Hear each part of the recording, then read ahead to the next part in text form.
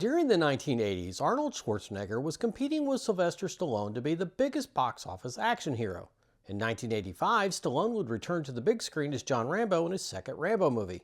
To compete, Arnold released Commando, where he plays a retired military badass named John Matrix.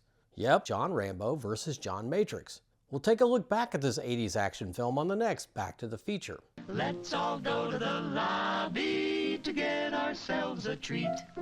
Before we meet John Matrix, we witness a series of assassinations by a couple of mercenaries led by a man named Cooke, who's played by Bill Duke. The first victim is gunned down in his driveway by Cooke and his partner posing as trash collectors. Then we see Cooke in a three-piece suit taking a caddy for a test drive. You know it's a good car by how well it runs over the salesman. And finally, we see a fisherman getting on a boat. He sees Cooke and his partner and starts to drive the boat away as Cooke blows it up via remote control. Then in true Hollywood style, we get our formal introduction to John Matrix.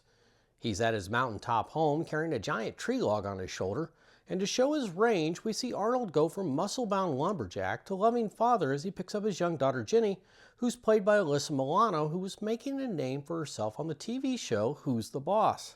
We get a little father-daughter bonding montage as the opening credits roll. Typical stuff like eating ice cream, learning self-defense, and feeding the wildlife. It's a quiet life up in them there hills, like the Waltons, but without all the kids. The tranquility on Walton's Mountain is interrupted when John's spidey sense goes off. They get an early morning visitor when General Kirby shows up in a helicopter to deliver some news. Turns out the guys killed at the start of the movie were old members of John's Special Forces unit in the Army. Even though they were all given new identities, someone tracked them down and Kirby worries that John is next on the list. He leaves 2 soldiers behind to protect John and Jenny, but he's not gone 30 seconds before they're attacked and one soldier is killed and the other wounded. So much for extra protection. Jenny hides under her bed while John runs out to the shed to get some guns.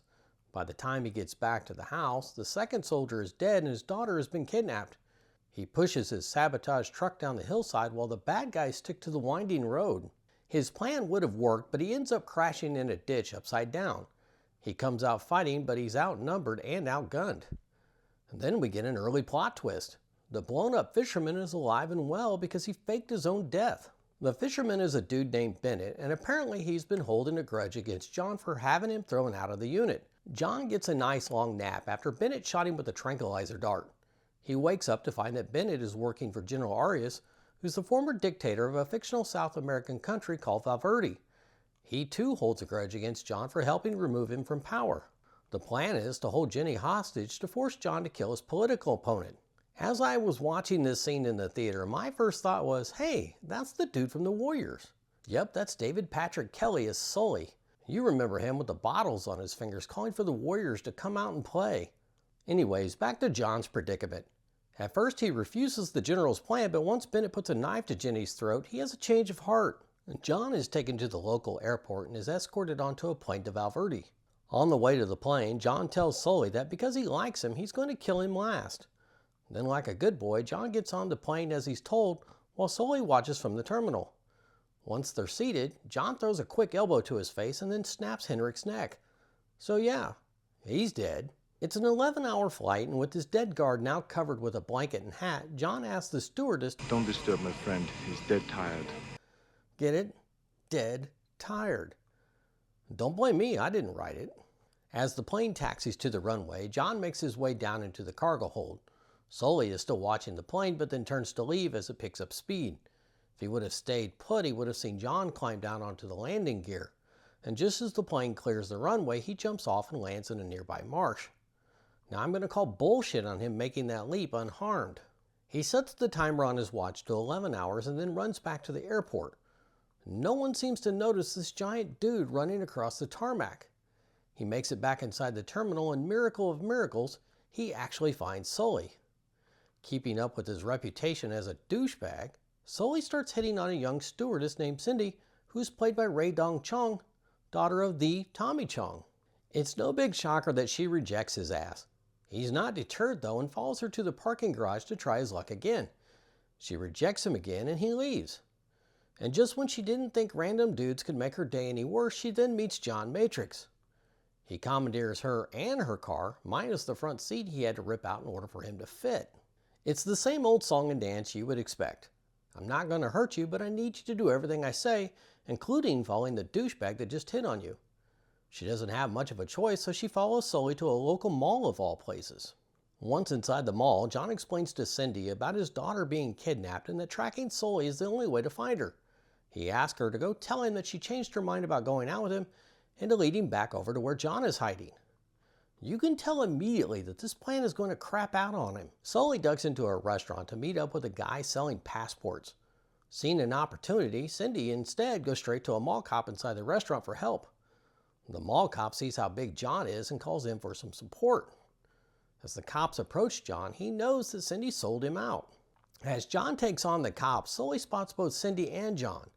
And because it's 1985, he has to steal a quarter from Cindy in order to make a phone call to let the boss know that John isn't on the plane. John goes after Sully and all hell breaks loose. John beats up a bunch of cops while the passport dealer gets in a shootout with some other cops. Sully starts shooting at John but only manages to hit cops. In the spectator section, Cindy realizes she screwed up. Just as the cop is about to shoot John in the back, she jumps into action and knocks him down the stairs. That might be a felony, Cindy. Sully makes it back to his car and drives off with John and Cindy back in hot pursuit. Sully takes the chase up into the hills where John catches up to him and runs him off the road, trashing Cindy's car in the process. When John pulls Sully from his car, he finds a hotel room key and pockets it. Sully refuses to talk, so John picks him up by his ankle and hangs him upside down over a cliff. He then reminds Sully of his promise to kill him last, which Sully sees as a reprieve. Unfortunately for him, I lied. So yeah, he's dead. They take Sully's car and track the hotel room key to a local hotel. They use it to enter the room, but no one is there. As they're searching the room for clues, Cooke pulls up. When he knocks on the door, Cindy answers, pretending that Sully is in the shower. What he doesn't know is that John is hiding behind the door. Cooke and John then get into a knockdown, drag-out fist fight with the occasional gunshot.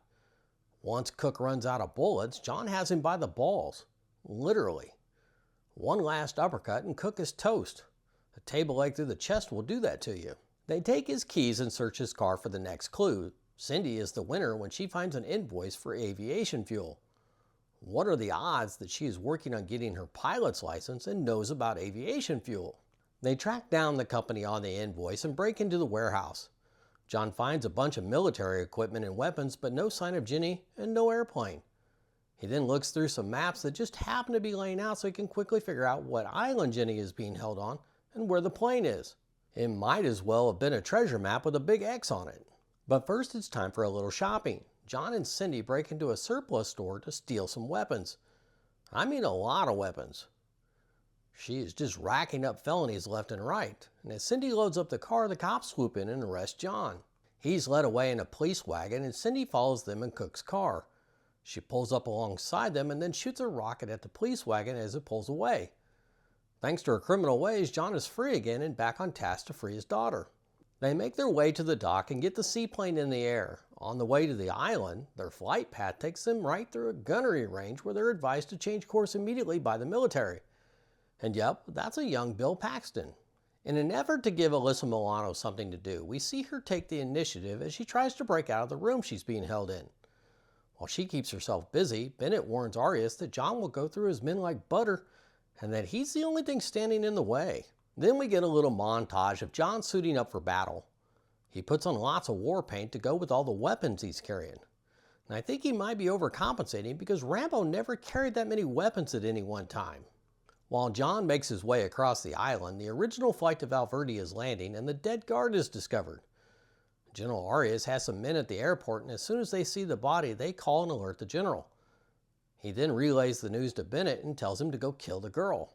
John is making his way through the compound, quietly taking out soldiers and planting claymore mines. The quiet part comes to an end when a watchtower guard spots him and opens fire. And then it's on. All kinds of shit blows up, allowing John to continue heading to the main building.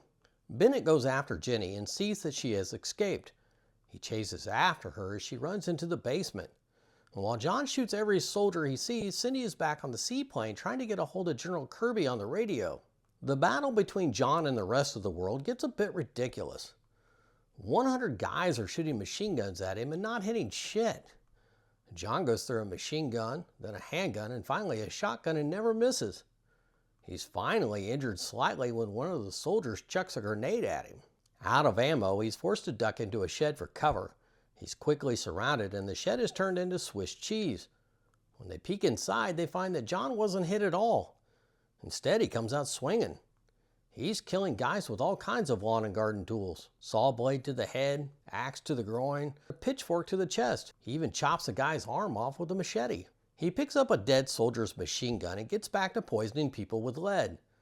And this is where Arnold gets his Rambo moment. Just him standing in the open, bare-chested, firing a high-powered machine gun and mowing down the bad guys. Worst army ever. As Bennett chases Jenny through the boiler room, you're kind of hoping that Freddy Krueger would show up and fight him. Meanwhile, John finally catches up to General Arius and finally starts missing some shots.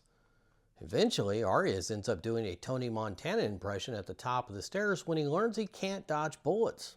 John ends up in the boiler room downstairs with Bennett, who finally caught little Jenny. John plays to his ego and convinces Bennett to fight him hand to hand. No guns, just knives. Since Bennett seems to have this weird fetish for John, he can't resist the urge to get some. They both get a couple of slices in before it comes to a conclusion. Bennett realizes he's getting his ass kicked, so he picks up his gun. Now, I've said this before in another video. If you're going to shoot someone, just do it. Don't talk about it. While Bennett is running his mouth about how he's going to shoot him, John takes the extra time he's given to break a pipe off the wall and throw it javelin style at Bennett. This being Hollywood, the pipe impales him and the steam tank he's standing in front of. And yes, he said it too. He actually says, Let off some steam, Bennett. As steam shoots from the pipe sticking out of his chest. It's a little too on the nose. The bad guys are dead and Jenny is safe, so now it's okay for General Kirby to show up. Kirby hints at a next time that John might be needed, but John just takes a look at Cindy and says no chance. Then John and little Jenny hop on the plane with Cindy and fly off into the sunset. So John Matrix was right about one thing. There never was a sequel to Commando. Sorry, Arnold, but when it came down to it, Rambo Part 2 beat Commando at the box office by almost 10-1. I enjoyed the movie when I saw it in the theater. Of course, I was only 18 at the time, so my standards were much lower back then. It was easier to just sit back and enjoy the mayhem and the over-the-top violence. Which movie did you like better, Rambo Part 2 or Commando? Do you think they should have made a Commando sequel? Let me know in the comments below. If you enjoyed this trip down memory lane, please hit the like and subscribe buttons below to help grow this channel. I appreciate you taking time out of your day and hope you will come back for the next Back to the Feature. Let's all go to the lobby to get ourselves a treat.